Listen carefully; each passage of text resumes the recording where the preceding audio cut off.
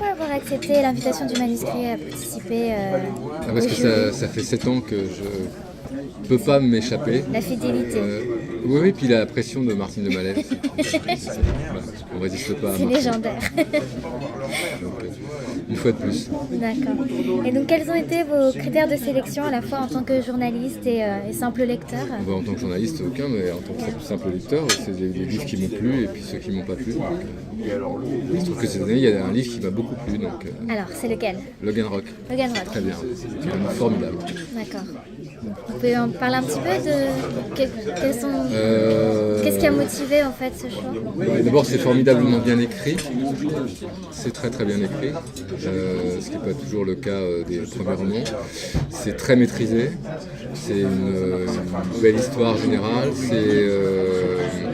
Et c'est une analyse psychologique d'une finesse étonnante que j'ai rarement lu ailleurs. Le seul défaut que je pourrais trouver à ce livre, c'est que c'est très américain, c'est très anglo-saxon comme écriture. Et pour un auteur français, ça risque de passer plus difficilement.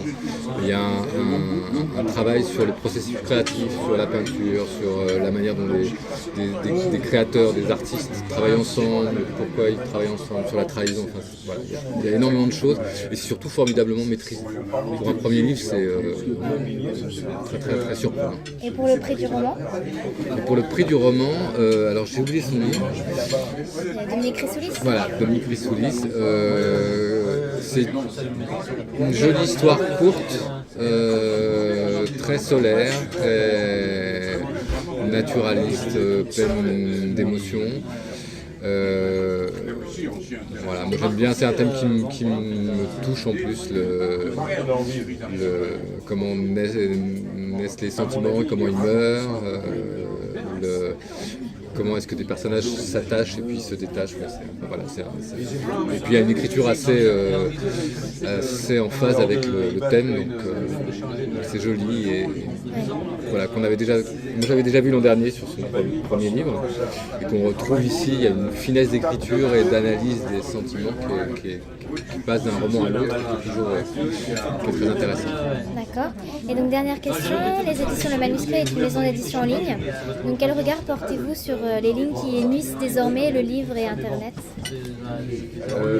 Très franchement, là, pour l'instant, je les vois pas très bien, à part. La seule chose qui fonctionne, c'est d'acheter des livres en ligne, c'est-à-dire c'est les libraires en ligne.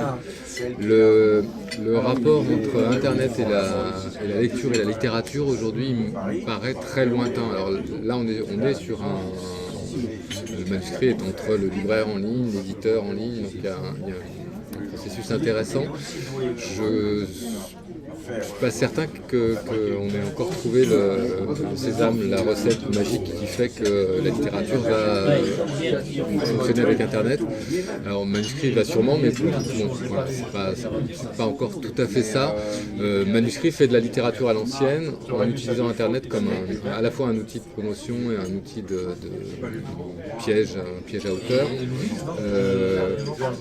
Lire en ligne, utiliser Internet comme support de lecture, c'est pas ce que fait Manuscrit et il n'y a pas d'outils aujourd'hui, ni l'iPad, ni les téléphones mobiles, ni le Kindle, enfin tous les e-books possibles et imaginables, qui remplacent